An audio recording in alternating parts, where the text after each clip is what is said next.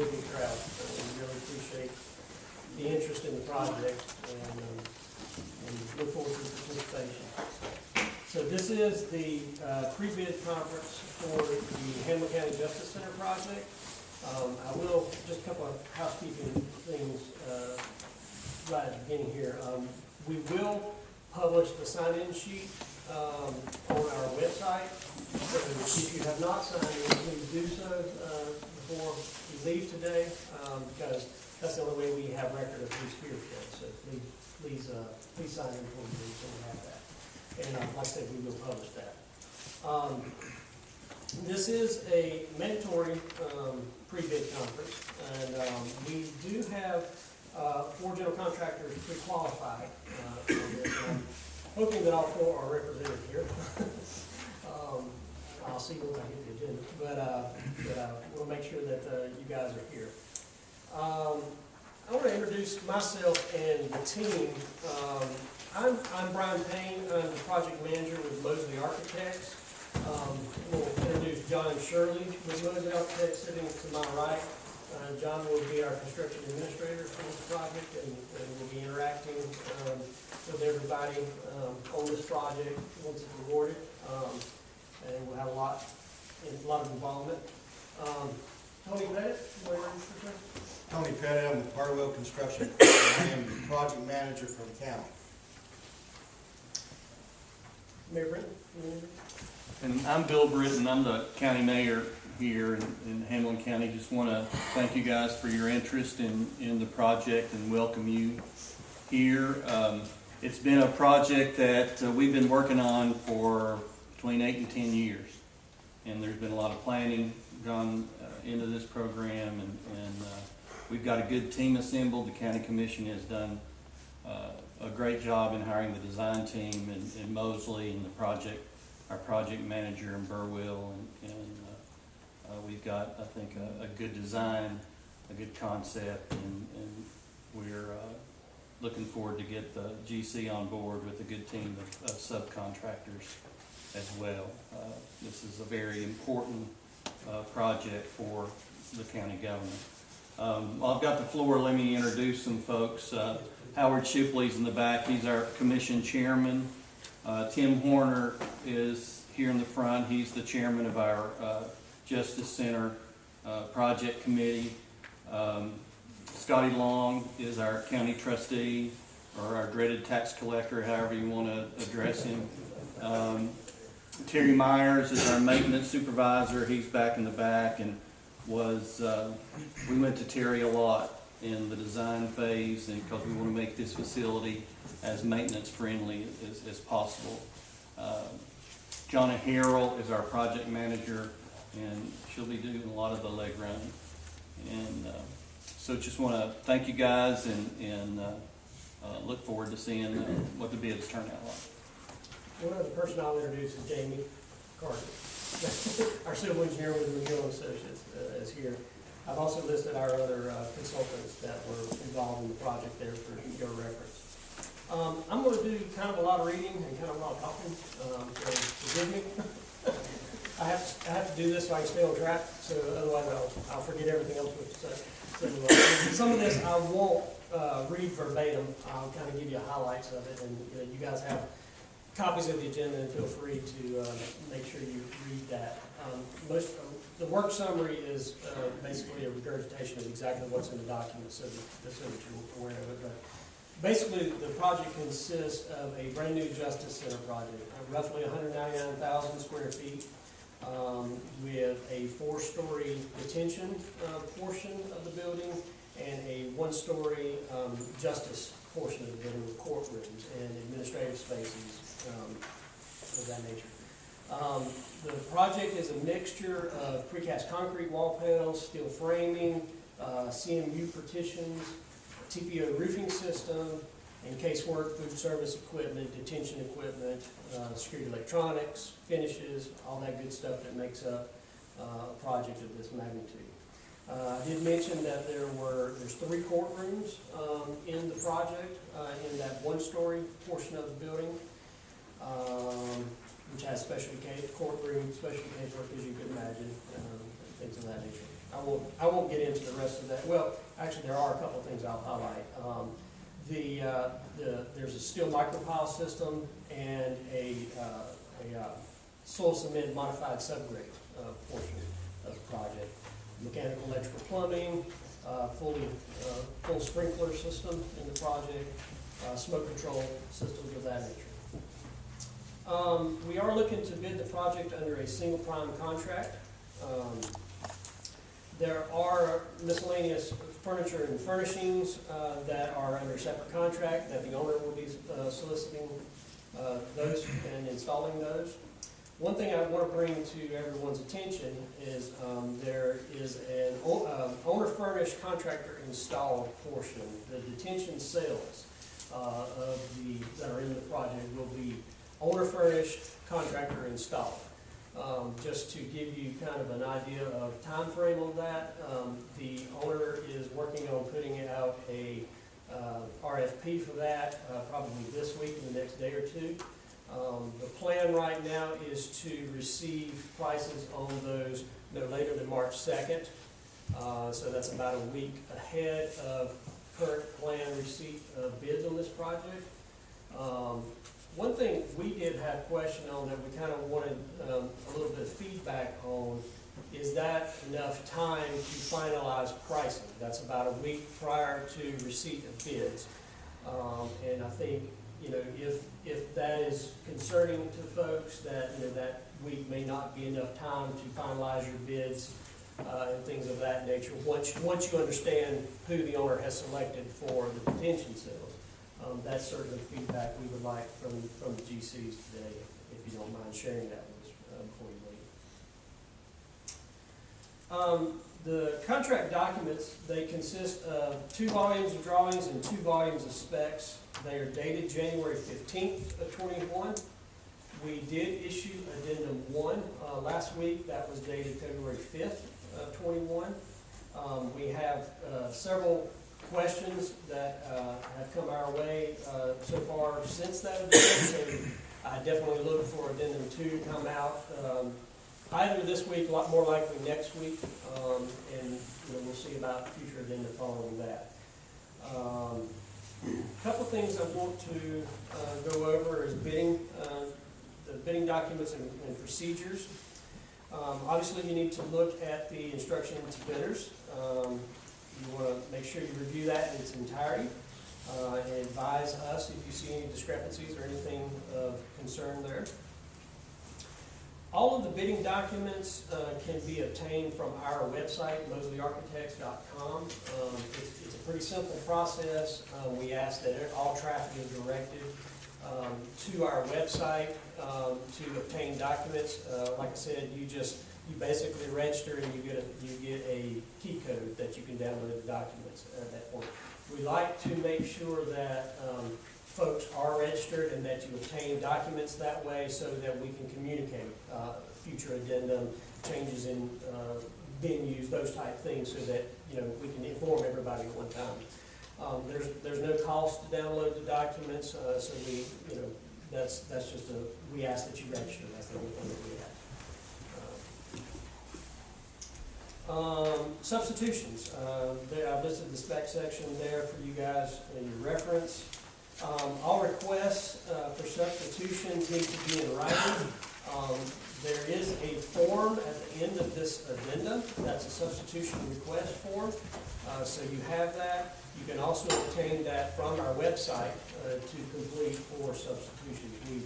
We ask that you complete that in its entirety and provide the backup material appropriate for that substitution request. And we ask that those substitution requests are submitted to us no later than 10 days prior to the receipt of bids. And I just mentioned there that you can submit questions, I should say, you should submit questions via our website as well. All questions need to be in writing. There's a link on our website for you to submit a question for this project. That comes straight to my team, and we will endeavor to react to those questions and respond in the appropriate manner. What's the last date? I couldn't find the last date for questions. It should be 7 days prior. 7 days think I've written that in here somewhere, so we'll be sure to go over that, but I'm pretty sure it's 7 days prior.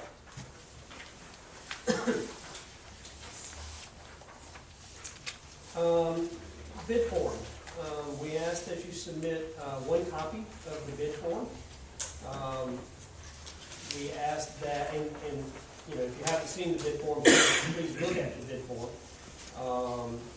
We ask that the numbers for your prices are in figures only, and that we've got a place there for you to list your base bid price, places to list your unit prices, your allowance, your unit prices, and then alternate prices, and things of that nature. And we also ask that you acknowledge receipt of all addendum on that bid form as well. If we get to a point where, you know, there are more addendum than there's space, I will modify the bid form and issue that in the final addendum. So on bid day, you have a final copy of that. Opening of bids. We're going to open bids, or let's put it like this, sealed bids are to be received and open at 2 p.m. on Tuesday, March 9th, at 511 West 2nd North Street here in Morristown.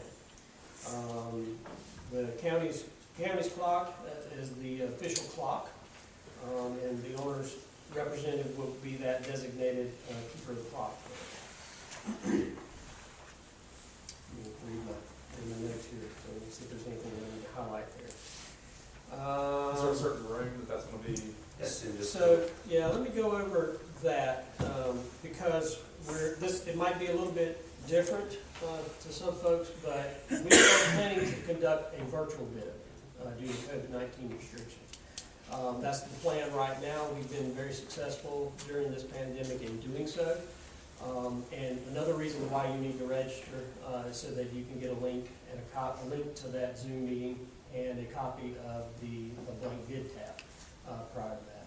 What we will do is everybody who is a registered plan holder will be sent a Zoom meeting link and a blank copy of the bid tab the day before the bid opening, where you can call in and participate in that Zoom meeting for the bid opening. The county will have representatives here to actually physically open the bids, and they will be able to display that the bids were intact and received at proper time and things of that nature. Tony, I'm sure you'll probably wind up participating in that as well. Yep. So that's the way we are planning to conduct that. Basically, for the protocols of COVID-19, that's the way we would like to proceed on this. Will the bids be delivered to this room in this building? Or? The bids are going to be delivered to Ms. Johnna at 511 West, I can't remember the actual street address, West 2nd North Street, which is the building directly adjacent Gotcha.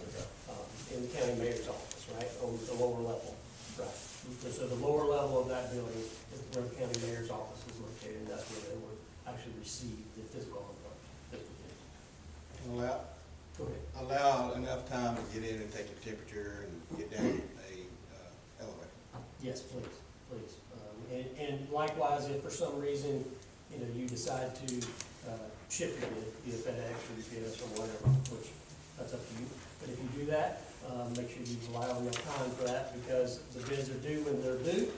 And you know, if for some reason FedEx, UPS, or what have you screws up delivery of that, we're not taking responsibility for that. So it's tough. Sorry to be that way, but that's the way it is. Any questions on the bid opening there? I think it's pretty well explained in the documents that are in the manual and here today. So, but I just want, because it might be a little bit unfamiliar to some folks, and so if there's questions, I'll take a few minutes to try to make sure everybody understands that. So, having heard none, we'll assume you're good.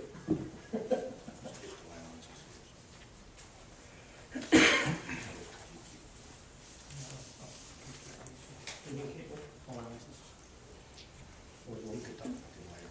I can talk about it later. Or I can go ahead and talk about it now. Brian, just one thing. as far as delivery. This whole complex is 511 West Second, so it'd be a good idea to put mayor's office. Okay, Okay. okay. We need to modify that, I'll go. So if you come in the front door of the side door with 3-story down to the mayor's office, In the Yeah. newer building. in the newer building. There is a bid cover form in the project manual, so it should have the address and things of that nature on it. I will review that to make sure it says mayor's office, so that that's very clear. And if it needs modification, I'll send that out. So, there are a few, I'll back up and talk about allowances just a minute, because I'll probably kind of breeze over that. There are a few allowances, in the documents. There is one lump sum allowance for interior signage, and then there's several allowances and unit prices tied to those allowances. So those are spelled out in the documents I think pretty clearly. Those can be found in spec sections 012100, and the unit prices are 012200. So please make sure that you look at those sections. Those are required to be completed on the bid form as well. So all that stuff should be pretty clear, but just draw your attention to that. Let's see.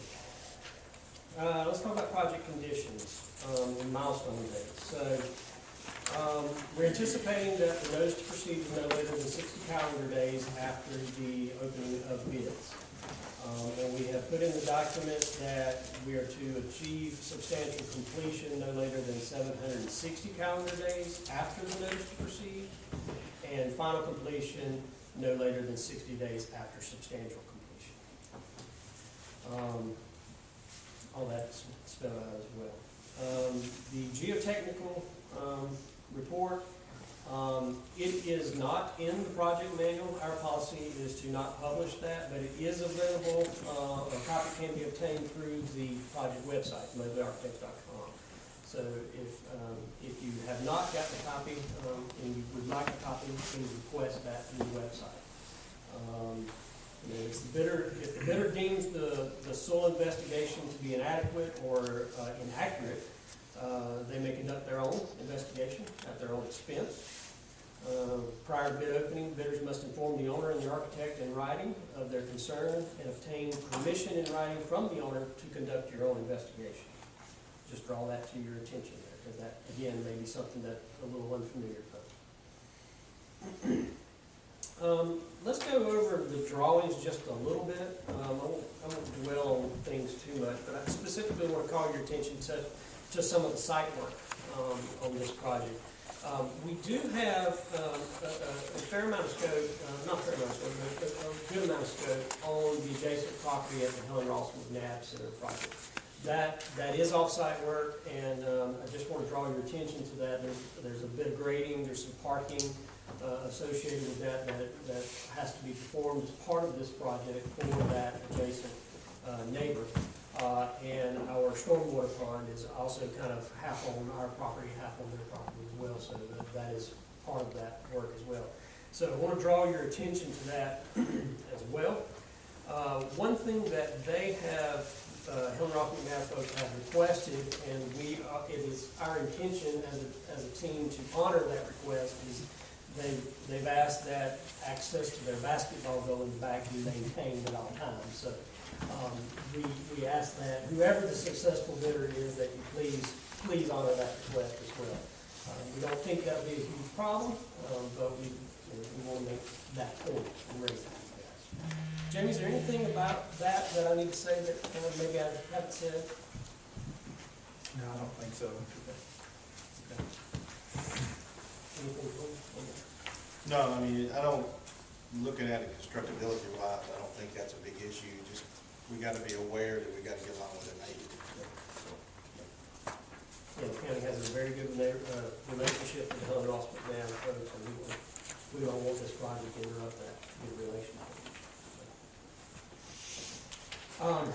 Floor plans, I'll I talked a little bit about the floor plans. I think it's fairly self-explanatory. And I said briefly in the description of the project, there are 4 floors to the detention portion of this building. The lowest level is where your living intake, kitchen, laundry, those type spaces are. And then there's repetitive levels of housing on floors 1, 2, and 3. Floor 1 of that portion of the building aligns on the same level as the 1-story justice and admin portion of the building. So we just want to kind of go through that and make sure that is understood from a level perspective of the building. Yeah, that may have been somewhere else, but I will, this is probably a good time as anything to mention that. We have taken, as a series of alternates, the build-out of level 3. In other words, so in the base bid, the intention is to shell that floor, and then we've taken 3 alternates to kind of upfit 3 zones of that floor. And basically, each zone is comprised of 2 housing pods. So the idea would be that, in the base bid, we're shelling the floor, alternate 1, these 2 pods, alternate 2, alternate 3, et cetera.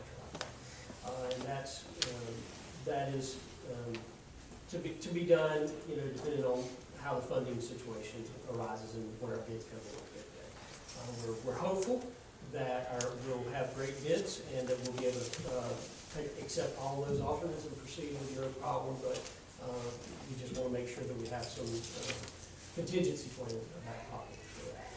But the intention is any appropriate bids that we're moving forward with all of that. Okay. There are a couple of other alternates listed there, but that is the major ones that I want everybody to kind of understand there. Yes.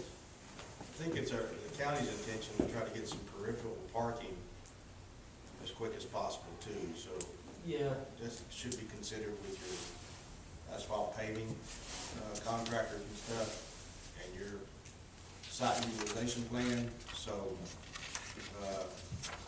it's the owner's desire to try to get those peripheral parking areas complete, or at least with a binder course. And if you're planning on using staging or something, that'll be a discussion early on for the successful bidder. So their parking requirements are there pretty tight, and so they need. The idea would be that hopefully you guys can help them, the successful bidder can help them get an area that they can kind of move some parking to while you guys have access to the rest of the site. And just to be clear, while we're on that subject as well, the existing Justice Center that is directly adjacent to this building will be operational full-time through the duration of this project. So, access provisions and things of that nature for pedestrians to access the building and law enforcement officials to access the building will need to be taken into consideration with the successful bidder. We feel like there's enough room there for all the maneuvering and everything to happen, but that is, I just want to bring that to your attention as well. Moving on to the specs overview. Utility connection fees, we get this question a lot, tap fees.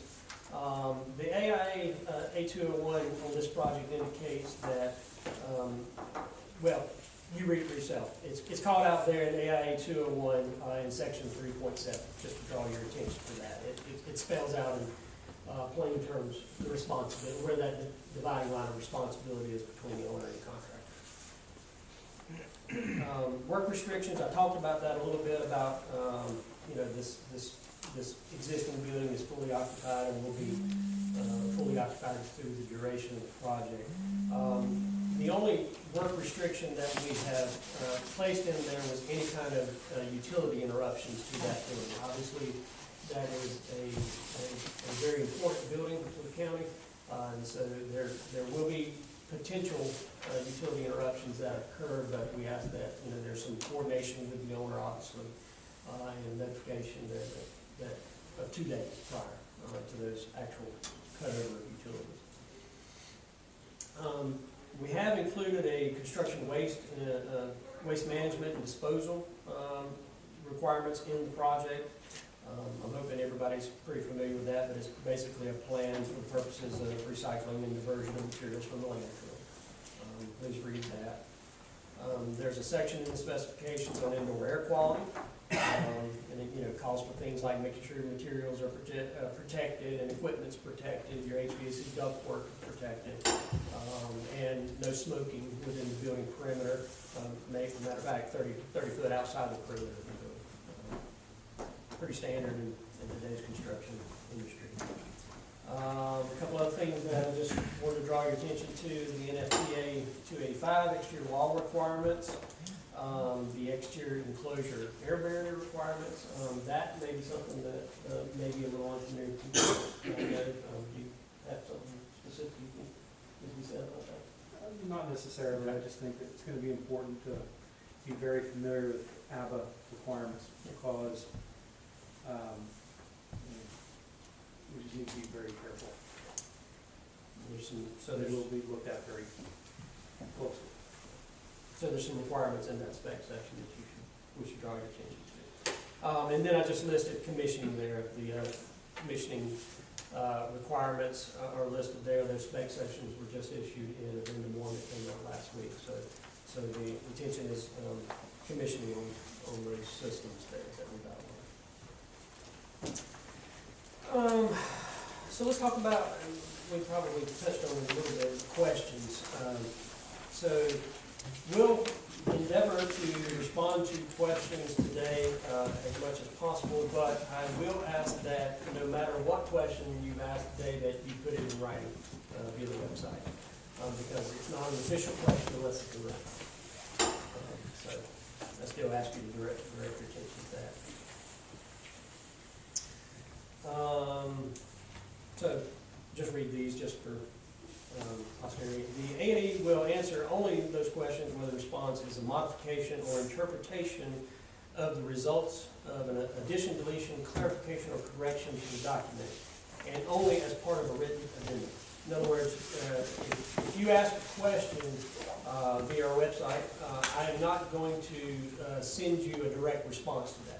Our team will examine that question. We'll endeavor to examine the documents and feel like if it's covered in the documents, there will not be a modification.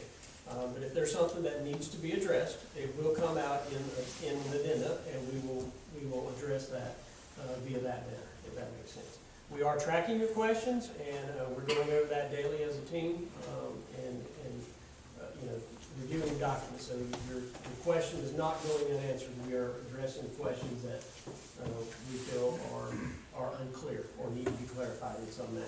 And we're looking at the questions both from the design standpoint as well as from the constructability Yes. standpoint. So any questions that come up, if they are not clear here and they are clear in the specs, then we consider it a clear and answered question.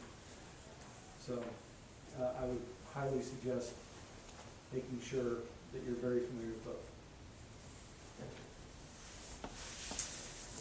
Just to follow up on that, the A&E will not respond to questions submitted verbally or by email or via phone calls or face-to-face. All such questions shall be submitted on the pre-bid question form, and I have attached a copy of that to this agenda, and there's also a link to that on our website as well.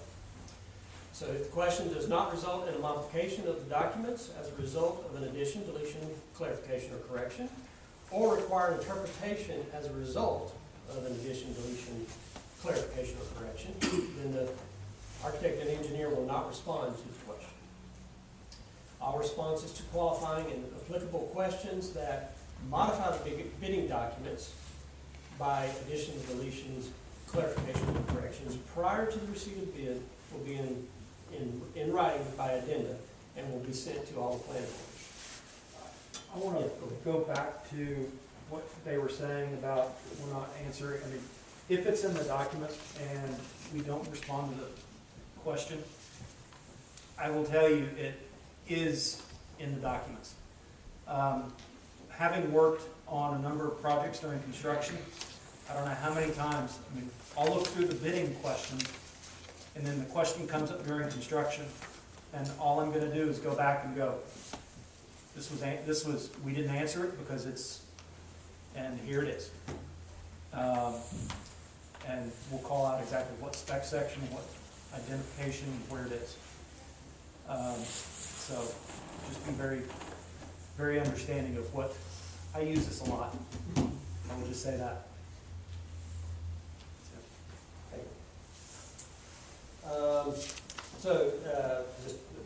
Just finish up with that. Do not rely on verbal information, only on written documentation. Responses not in writing and not included in addenda shall not be binding. Bidders or sub-bidders requiring clarification or interpretation of bidding documents shall make a written request submitted on the pre-bid question form. And like I said, copies attached to this agenda, and shall reach the architect at least 7 calendar days, just to clarify that, 7 calendar days prior to the date of the receipt of bid. And I've gone ahead and put that date on here as March 2nd for this project. Site visits, there's not much to look at there, but we do encourage that you guys go by the site and look at that and familiarize yourself with existing conditions there. I don't know that there's any restrictions on them visiting the site. After following this meeting, it's there, they can do that. What about any time after that? Is it open for them to drive by and do what they need to? We don't necessarily need to be involved in scheduling anything like that. Okay. Good. All right. Just want to clarify that. That's basically the gist of what I wanted to cover. I think we did talk about the bidding process of the detention cells. I'm checking my notes to see if there's anything here that I want to talk about. Tony, is there anything that you feel we need to talk about that I may not have lots?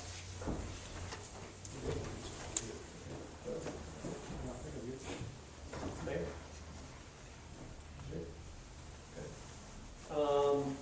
If you guys have questions that we can try to attempt to answer here, we will certainly try to do that. We'll go from there. I think I saw this hand first. Did you say that the questions go through the city and Tony or straight to you? Questions go through our website straight to us. Not through Tony? No, sir, not through Tony. We want all traffic to go to the moseleyarchitects.com website. That's where we want all questions, access to the documents, etc. Don't talk to him. Yeah, don't talk to him. He is not a good guy. I don't. You can talk to him. You can call him all day long. And I'm gonna read the questions. Yeah, you can call him all day long. Yeah, go ahead. Is there gonna be any clarification on how to bid the microfiles? There needs to be. Yeah, there will be. Okay. We, I think we saw that question late last week, if I remember correctly. So, we will address that. Some of the footings, the keys are gonna require different elevations if it's not changed, what, for the microfile. And is there gonna be a mass concrete spec? I did hear from the structural engineer on that, and there's no mass concrete over there. No mass concrete requirement over there. Some of the detention cell contractors have expressed concern over who ultimately gets the supply of those, and it will impact their price. Yes. So if it's on the 2nd, that's only gonna give us like 3 business days before the bid, so that's probably A little tight. a little too tight, in my opinion.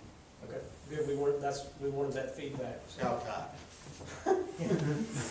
Well, The 2nd is a Tuesday and so is the 9th, so that's 5 days, but realistically, you probably won't get a notification until Wednesday. well, there's so many bids that are gonna be on this project, we can't take them all on the 9th, so we've asked for bids on the 8th, so that we have time to, obviously you won't get some of them, but we try to get the majority of them in a day early, so that we have time to look through them and clarify scope.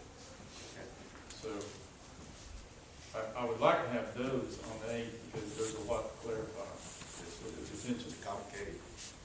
Right. And are some of the structures that are on the demo plans already been demolished?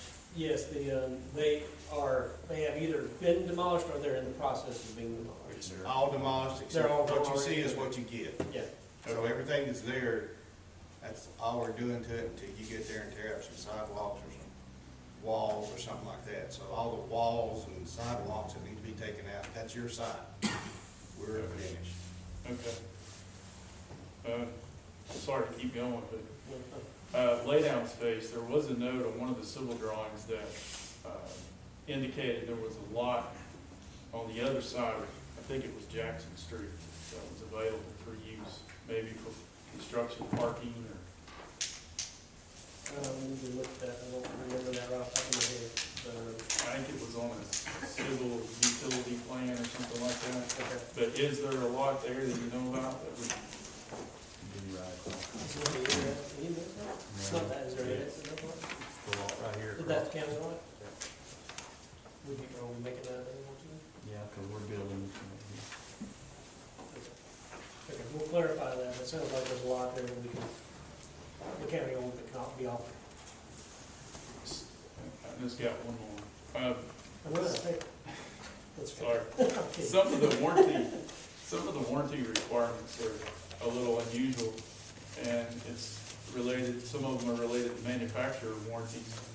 Have you made sure those manufacturers will warranty the products for the time period you have in the documents? Can you give me an example of what? Marker boards for the life of the building. I mean, there's several like that. I mean, we're trying to go through and contact the manufacturers to see if they actually, I mean, there's nothing we can do about a manufacturer's warranty. It is what it is. Another issue that you may run into is, some of the materials and some of the, I mean, basically the warranties start from substantial completion. Right. And very often what we're finding is they're saying from the time it is delivered to the site, which is different, Right. but they are from substantial completion.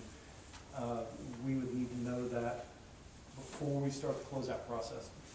And then we would have to talk with this man to say, are you okay with that?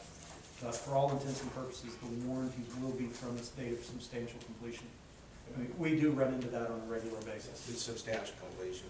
You'll have to sign something if you want to start your units early or something like that, but it's substantial completion. Yes. That's pretty typical. Right.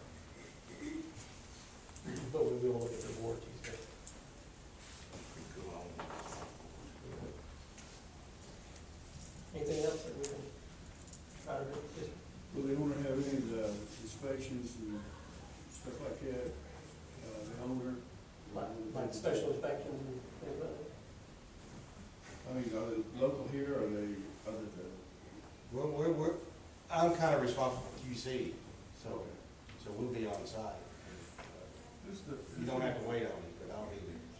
Who's gonna be the special, I mean, Special inspections is going to be, Is yet that to been be identified? determined. Has that been done? We're putting a proposal together right after the detention proposal to get that signed up.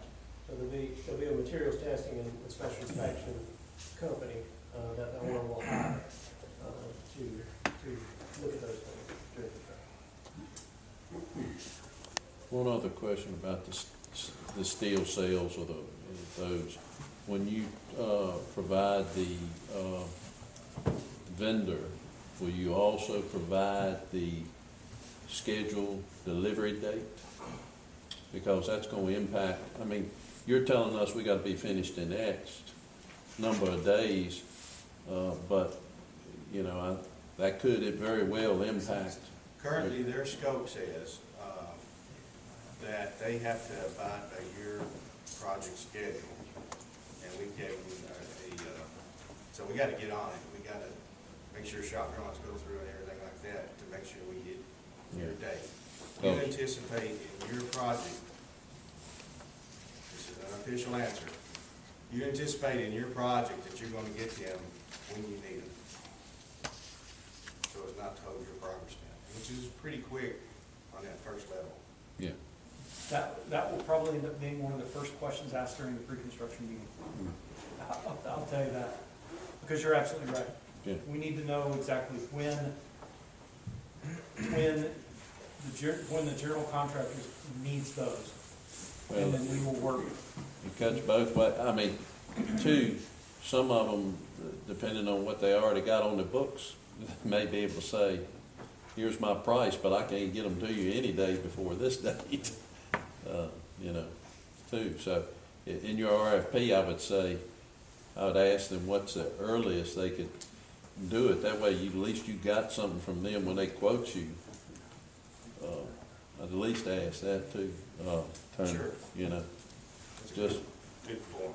because it may be cheap, but if they 20 months in, it isn't gonna do us any good. Yeah, you need to kind of understand that. One thing I did want to, thank you for bringing up the James stuff, because that triggered my memory on something I did want to make sure I clarified on those, that I feel like, you know, you guys are reputable companies and you guys have done these type projects before, but I want you to make sure you clarify with your different trade subcontractors that these are prefabricated units. The light fixtures, the plumbing fixtures, the beds come in that from the manufacturer. So, you know, make sure that they're qualify their bids and they're not double dipping on those things, thinking that they've got to provide, you know, water closets and things like that. So, just something to draw your attention to. Make sure that's not, you know, included in your bid, and then we've got no issue there.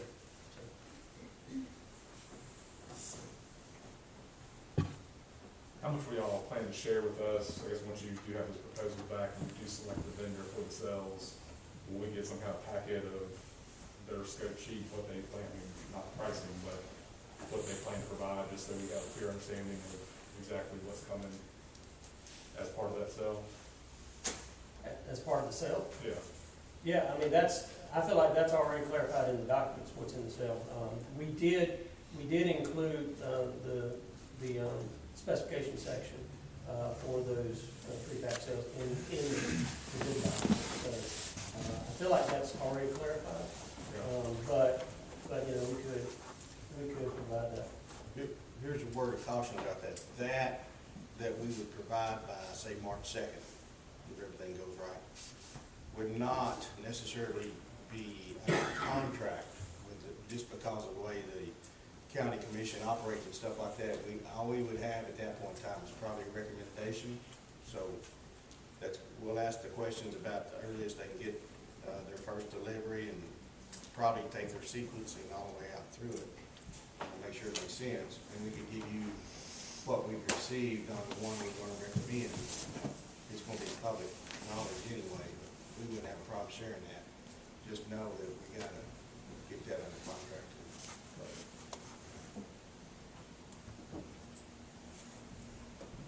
Yes, sir.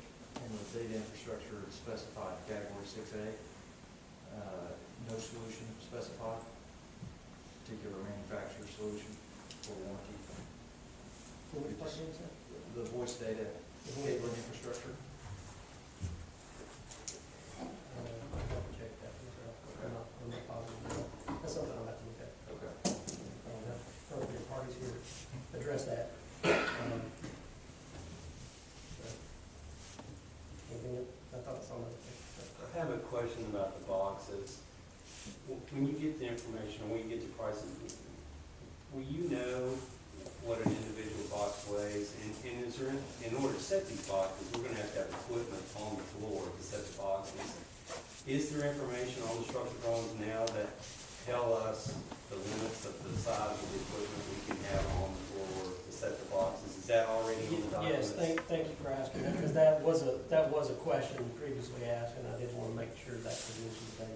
On the structural drawings, there are load requirements that are, or assumptions, design loads on that, and there is information on the, that is allowed on the site, or on the slab. That's on there now? That is on the document. Thank you. Yeah, we keep getting that question, don't we? Think Tim will know. Yeah. So do you think that manufacturers will know the weight of the boxes when they give you their, say their heaviest box? Do you think they'll know what it weighs, and we can have that information? I'll try my best. It's- I think I'll try. That's a good question. My gut feeling is it probably would, but Yeah, I mean, They'd probably tell you that. Yeah, they probably. We'll ask for the RFP. according to the specs, I think there's only 2 manufacturers anyway. Is that true? It's in the box specs, like Steel Cells Inc. and then some other company, I can't remember. Yeah, there are 2 pre-qualified in specs. So you're only anticipating 2 prices? Unless we On get March somebody who 2nd. asks to be included. Okay. We have received another person to ask to be Who's included. trying to get free? And we're reviewing that now. Sweeper, yeah. So we're in the process of reviewing them to see if they meet qualifications. But those 2 are the only pre-qualified manufacturers at this time. It's a very specialty product, so there's not a tremendous amount of companies out there that make that type of product. Better move the elevators. Can I ask a Yeah. question, just curious? If you don't take the alternates, how are you gonna get boxes in the building? Have you thought about that? Yep. Yeah, Okay. and there's a design that, it's designed that way, that we've already thought about that. The recreation areas. Yeah. Can you get it through the door? We'll make it so. Yeah, Okay. yeah, there's provisions in the design. But let us answer your question, so we have a competitive bid, so we don't have to worry about it. Yeah, well, I mean, I'm sure you'd be better off with boxes now. Okay. Sure. I've spent admittedly the past few days going through scope more so than the spec, like you live by, but I'm sure there's something in there about minority participation and local participation. I do not think there are requirements for minority participation. So many of these government jobs, they either have a requirement or a Yeah, suggestion. no, let's make sure I didn't overlook that. It does not include. Anything else?